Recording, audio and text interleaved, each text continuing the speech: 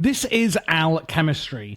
It adds tons of elements to Minecraft, meaning you can break down items into the periodic table and then recombine them into other things. So what do we have here? There is the Alchemistry Labs catalogue with a, oddly, a strange recipe, a stone pressure plate and a book, but you don't need that because you've got me. So we first up have the fluid atomizer. Very simple to make. What does it do? Well, this one is going to turn fluids into items. So the mod that is actually used by Alchemistry is called ChemLib, which actually adds all of the periodic table ones. So Alchemistry itself is based on ChemLib, or it uses ChemLib. So the atomizer here will require energy. The Alchemistry mod does not itself have a way to generate energy, so you will need to use another mod. I'm just using creative ones from Mechanism, for example. When we go into the atomizer, you can see there's a tank here for fluids. I can pause it or resume it if I want to, for some reason, stop the machine from working. And then we have input-output configuration. So I can see each side here, the bottom, the external access, north, top, west, east, etc. And I can say push, pull, or disabled, or enabled. Enabled will do whatever the hell you like. Push means the output. It will push the output item out of that side. Pull will pull things into it. So in this case, the liquid. Disabled means nothing will interact from that side. And enabled means it will just do whatever's there. So, for example, what I'm doing here is I have a creative tank of sulfur trioxide. I'm pulling with Mechanism into this side of the tank. As you can see, it's gone up with sulfur trioxide and it's turning it into sulfur trioxide as an actual item. So that is basically what the atomizer does. The compactor will compact things. We can lock the recipe, meaning that it will only do the recipe shown. So maybe you want to keep doing the same item over and over. Locking the recipe will do that. Again, we can open the recipe selection in this one. There's also the input-output. So the recipe selection, I can say, what would I like to do? I want to make bamboo.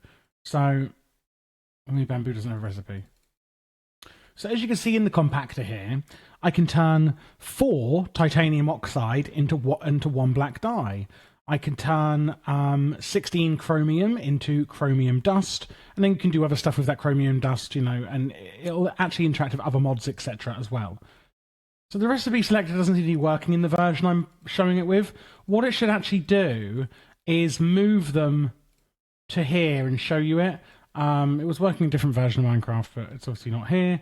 But yeah, that's basically what the compactor does. We then have the combiner. Here we go, and as you can see, the recipe selection is working in the combiner. I can say an acacia sapling, and I close recipe selection, and it shows me here that I need 2 cellulose and 1 oxygen, and then if I put those in these slots here, it will then turn into an acacia sapling for me. So if you are using this mod, what I would recommend you do is you just break down loads of elements in something like a dissolver. So the dissolver here, what we can see is 1,066 recipes. So if I put in nether bricks, I've got a 27.78% chance to get absolutely nothing. I've got a 22% chance to get some silicon, some zinc oxide, some phosphorus, some germanium, some sulfur, some gold. You can see here that I can break down nether bricks in the dissolver into all of these different things. So what I would recommend you do when you start the alchemistry mod is you just shove maybe just have like a chest with items pumping in to some dissolvers, and then have it going into your storage system. Just loads and loads of items all getting dissolved into their periodic components, and then you can re-put them together in for something like the combiner into whatever items you like. And that's the really cool thing about this mod, is that you can break things down into all their components and then recombine them into different items. But obviously there's a load of different items that you'll need for that, hence why I'm saying you should make, you know, in a dissolver a lot of different items. And there's also the liquifier, and the liquifier will liquefy things. So I showed you earlier in the atomizer that will turn liquids into solids. Well, the liquifier does the opposite. It will turn something like nitrogen here into nitrogen gas. And there are actual gases here like ethane into methane gas. So ethane, and it actually does tell you things about it in the information as well. It's actually quite educational. You can see here in the atomizer, we can turn methane gas into ethane. In the combiner, I could turn carbon and hydrogen into ethane, for example. And then with methane gas, I can turn it into ethane, or I can turn it into methane in the atomizer. And then with methane, I can, well, it just goes around in circles really, but like what I'm trying to say is there's loads and loads of different things you can make in here. As you can see here, tons of different items and that you can break down from different items and then really just combine them together. There's also two larger items, a fission and a fusion reactor. They're both made as seen here. The only difference here is that on the inside, as you can see there, we have 3 fission cores on the fission one and fusion cores on the fusion one. So it's basically made with reactor casing, as you can see, and then you just have, so 1, 2, 3, 4, 5 by 5, and then a 3 by 3 reactor glass in the middle. The fission cores will require yttrium ingots. If you were thinking, how do I make that? Well, for example, you need to smelt up yttrium dust, which is made from yttrium in a compactor. Yttrium is made from dissolving things like deep slate. As you can see, there's a 1% chance to get that. So just shove through tons and tons of deep slate, and you will get that.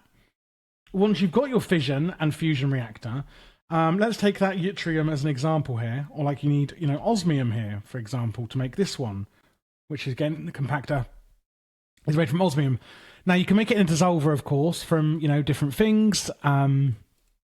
Again, deep slate will work. But what you can also do in the fusion controller is you can actually turn rubidium and yttrium, or all different things. You could turn strontium and strontium into osmium, and that's what the fusion controller does. So I'm saying controller, it's made pretty simply as shown here. You then have a fusion chamber controller, a reactor input, reactor energy port where you input your energy, and a reactor output. And you can use item pipes or fluid pipes to input and output from these 2 slots. Right click on the controller, you put 2 items in, and it combines it. You can press auto eject, it can automatically balance out the items that you have in here for you, and you can lock the recipe. The same thing with the fission reactor, sorry, not reactor, well, it is a reactor. The fission chamber, again, you can put 1 item into 2 items. So the fission one will split items, and the fusion will combine items. It's basically like an upgraded version of the combiner, but rather than making items like an acacia sapling I showed you, we're making different components. And that's pretty much all there is to it, to the Alchemistry mod. So it looks complex when you first install it, but it's actually really straightforward. And like I said, I would just dissolve a million billion things, so you've got loads of different items. And then in the combiner, you could just make whatever you want, or make a fission and fusion reactor, and you can make and split actual components as well in there. I hope you did enjoy the video. Click that subscribe button if you did, and of course leave a thumbs up. If you're looking for other mod guides, I do a hell of a lot on this channel. My actual goal on this channel is to complete every major mod in the entirety of Minecraft for Forge, Fabric, etc. If you look at my channel, I have a tech mod shelf, a magic mod shelf, a utility and standalone mod shelf, so ones that aren't in playlists. I also have now mod pack guides as a shelf. So at the moment I am live streaming through RLcraft, and you can get that of course on my lives. I live every Wednesday and Saturday, and you can always see when the next scheduled stream is. And I play through the mod pack, and then I will also do separate guides on that mod pack. So if you are looking for specific mod packs, or you just want to come along and ask me some questions or hang out, you can also do that there. Do also just use the search bar if you are looking for a specific mod. And if you'd like to play with me, the mod pack that I do live stream, I do from our Patreon server, which of course you can join down below, which would massively support the channel, but also gets you access to things like that.